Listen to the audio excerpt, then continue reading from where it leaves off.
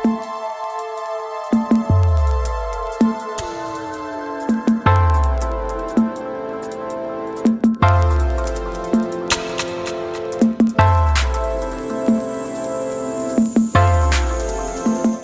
Friends, ನಮಸ್ಕಾರ.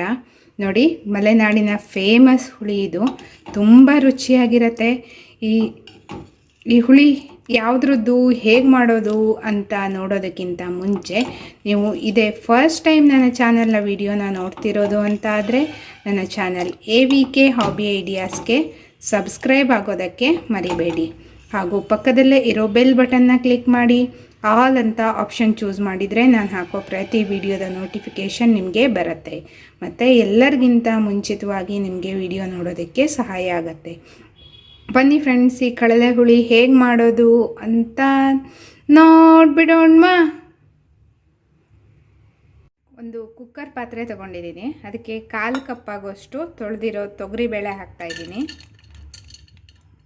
ನೋಡಿ, next ನೋಡಿ, ನಾನು ಅಷ್ಟು ಒಂದು 2 ಮುಷ್ಟಿ ಆಗೋಷ್ಟು ಈ ರೀತಿ ಹೆಚ್ಚಿರೋ ಕಡಲೆ ತಗೊಂಡಿದ್ದೀನಿ. ಈ ರೀತಿ ಕಡಲೆನ ಹೇಗೆ ಹೆಚ್ಚಬೇಕು ಮತ್ತು ಹೇಗೆ ಸ್ಟೋರ್ ಮಾಡ್ಕೋಬೋದು ವರ್ಷಗಟ್ಟಲೆ ಅನ್ನೋದನ್ನು ಸಹ ನಾನು ಆಲ್ರೆಡಿ ವಿಡಿಯೋನ ಹಾಕಿದ್ದೀನಿ. ಅದನ್ನು ಚೆಕ್ ಮಾಡಿ. ಇಲ್ಲ ಅಂದರೆ ಮೇಲ್ಗಡೆ ಐ ಬಟನ್ನಲ್ಲಿ ಬರುತ್ತೆ, ಅದನ್ನು ಸಹ ನೋಡಿ. ನಿಮಗೆ ಆವಾಗ ಗೊತ್ತಾಗತ್ತೆ ಹೇಗೆಲ್ಲ ಸ್ಟೋರ್ ಮಾಡ್ಕೋಬೋದು ಅಂತ. ನಿಮಗೆ ಮಂಗಳೂರು ಸ್ಟೋರಲ್ಲಿ ಕಡಲೆ ಎಲ್ಲ ಸಿಗತ್ತೆ.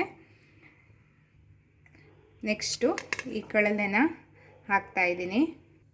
ನೆಕ್ಸ್ಟು 1 ಚಿಟಿಕೆ ಆಗೋಷ್ಟು ಅರಿಶಿನ ಪುಡಿ. ನೆಕ್ಸ್ಟು ನೀರು ಹಾಕ್ತಾಯಿದ್ದೀನಿ, ಒಂದು ಅರ್ಧ ಕಪ್ಪು. ನೋಡಿ, ಇವಾಗ ಕುಕ್ಕರ್ನ ಮುಚ್ಚಳ ಮುಚ್ಚಿಬಿಟ್ಟು ಇದನ್ನು ಚೆನ್ನಾಗಿ ಬೇಯಿಸ್ಕೊತಾ ಇದ್ದೀನಿ.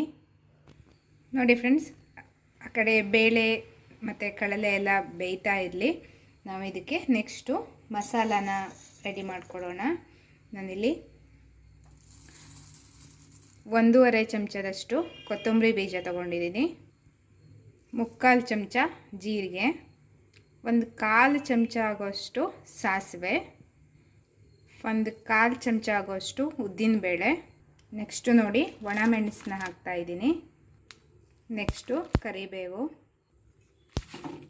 ಒಂದು 8-10 ಕಾಳುಗಳು ಮೆಂತ್ಯವನ್ನು ಹಾಕಿದ್ದೀನಿ. ಇವಾಗ ಚೆನ್ನಾಗಿ ಹುರಿತಾ ಇದ್ದೀನಿ. ನೋಡಿ,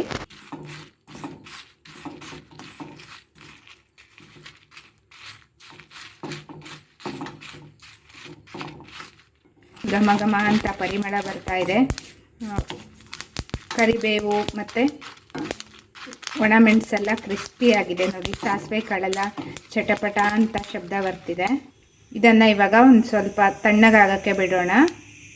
ನೆಕ್ಸ್ಟು ಮಿಕ್ಸಿ ಜಾರ್ ತೊಗೊಂಡಿದ್ದೀನಿ. ಅದಕ್ಕೆ ಒಂದು ಅರ್ಧ ಕಪ್ ಆಗೋಷ್ಟು ತೆಂಗಿನ ತುರಿ ಹಾಕಿದ್ದೀನಿ. ಇವಾಗ ಸ್ವಲ್ಪ ಹುಣಸೆ ಹಣ್ಣು, ನೆಕ್ಸ್ಟು ಹುರಿದಿಟ್ಕೊಂಡಿರೋ ಮಸಾಲ.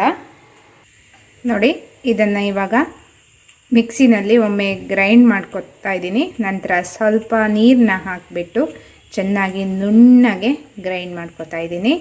ಘಮ ಘಮ ಅಂತ ಪರಿಮಳ ಬರ್ತಿರೋ ಮಸಾಲೆ ರೆಡಿಯಾಗಿದೆ. ಬೇಳೆ ಮತ್ತು ಕಡಲೆ ಹೋಳುಗಳೆಲ್ಲ ಚೆನ್ನಾಗಿ ಬೆಂದಿದೆ. ನೋಡಿ, ಸ್ವಲ್ಪ ಅರಿಶಿಣ ಹಾಕಿದ್ದಕ್ಕೆ ಕಡಲೆ ಇಷ್ಟೊಂದು ಕಲರ್ಫುಲ್ಲಾಗಿ ಕಾಣಿಸ್ತಾ ಇದೆ ಅಂತ. ಇವಾಗ ಇದಕ್ಕೆ ರುಬ್ಬಿರೋ ಮಸಾಲನ ಹಾಕೋಣ.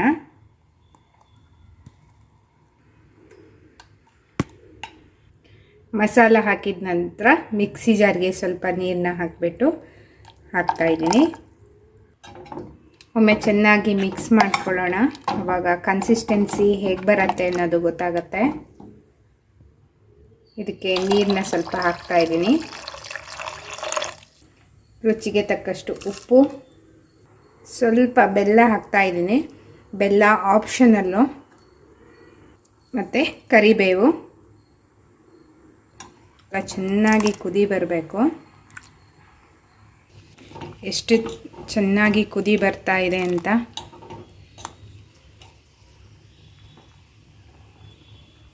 ಆಲ್ಮೋಸ್ಟ್ 10 ನಿಮಿಷದಿಂದ ಚೆನ್ನಾಗಿ ಕುದೀತಾ ಇದೆ ಈ ರೀತಿಯಾಗಿ. ಇವಾಗ ಒಗ್ಗರಣೆನ ಹಾಕ್ತಾಯಿದ್ದೀನಿ ನಾನು. ಎಣ್ಣೆ, ಸಾಸಿವೆ ಮತ್ತು ಒಣಮೆಣಸು. ರುಚಿಕರವಾಗಿರುವಂತಹ ಕಳಲೆ ಹುಳಿ ಅಥವಾ ಸಾಂಬಾರು ರೆಡಿಯಾಗಿದೆ. ಹೊಸ ರುಚಿಯಾಗಿ ಬರುತ್ತೆ, ತುಂಬ ಟೇಸ್ಟಾಗಿರುತ್ತೆ. ಕಳಲೆ ಆರೋಗ್ಯಕ್ಕೂ ಒಳ್ಳೆಯದು. ವರ್ಷಕ್ಕೊಮ್ಮೆ ಆದರೂ ಈ ಕಡಲೆನ ತಿನ್ನಬೇಕು ಅಂತ ಹೇಳ್ತಾರೆ.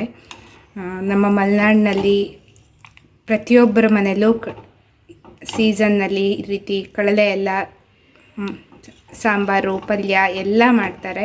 ನಾನೀಗ ಫಸ್ಟು ಇದಕ್ಕೆ ನಿಮಗೆ ಸಾಂಬಾರನ್ನ ಮಾಡಿ ತೋರಿಸಿದ್ದೀನಿ. ತುಂಬ ಟೇಸ್ಟಾಗಿರುತ್ತೆ. ಬಿಸಿ ಬಿಸಿ ಅನ್ನದ ಜೊತೆ ಈ ಹುಳಿನ ಹಾಕ್ಕೊಂಬಿಟ್ಟು 1 ಚಮಚ ಕೊಬ್ಬರಿ ಎಣ್ಣೆ ಹಾಕ್ಕೊಂಡು ಊಟ ಮಾಡ್ತಾಯಿದ್ರೆ ಆಹಾ ಎಂಥ ರುಚಿ ಬಂದಿರುತ್ತೆ ಗೊತ್ತಾ. ಮಾಡಿರೋ ಸಾಂಬಾರೆಲ್ಲ ಒಂದೇ ಮಧ್ಯಾಹ್ನದ ಹೊತ್ತಿಗೆ ಮಾತ್ರ ಸಾಕಾಗೋವಷ್ಟು ಅಂತ ಅನಿಸ್ಬಿಡತ್ತೆ. ಮತ್ತು ರಾತ್ರಿಗೆ ಬೇರೆ ಮಾಡ್ಕೋಬೇಕಾಗಿಯೂ ಸಹ ಬರ್ಬೋದು, ಅಷ್ಟು ರುಚಿಯಾಗಿರುತ್ತೆ. ಮಕ್ಕಳಿಗೂ ಸಹ ತುಂಬ ಒಳ್ಳೆಯದು ಕಳಲೆ. ನೀವು ಸಹ ಒಮ್ಮೆ ಈ ಕಳಲೆ ಹುಳಿನ ಮಾಡಿ ನೋಡಿ, ಹೇಗನ್ನಿಸ್ತು ಅಂತ ನಿಮ್ಮ ಅನಿಸಿಕೆನ ತಿಳಿಸೋಕೆ ಮರಿಬೇಡಿ. ಮತ್ತು ಕಮೆಂಟ್ ಸೆಕ್ಷನ್ನಲ್ಲಿ ಈ ರೆಸಿಪಿ ಹೇಗಾಯಿತು ಅನ್ನೋದನ್ನು ತಿಳಿಸಿ. ಮತ್ತು ಲೈಕ್ ಮಾಡೋದಕ್ಕೂ ಮರಿಬೇಡಿ ಫ್ರೆಂಡ್ಸ್. ನಿಮ್ಮ ಫ್ಯಾಮಿಲಿ ಫ್ರೆಂಡ್ಸ್ ಎಲ್ರಿಗೂ ಈ ವಿಡಿಯೋನ ಶೇರ್ ಮಾಡಿ. ಇದರಿಂದ ಅವರಿಗೂ ಸಹ ಒಂದು ರುಚಿಕರವಾಗಿರುವಂತಹ ಕಳಲೆ ಹುಳಿ ಮಾಡುವ ವಿಧಾನ ಗೊತ್ತಾಗತ್ತೆ.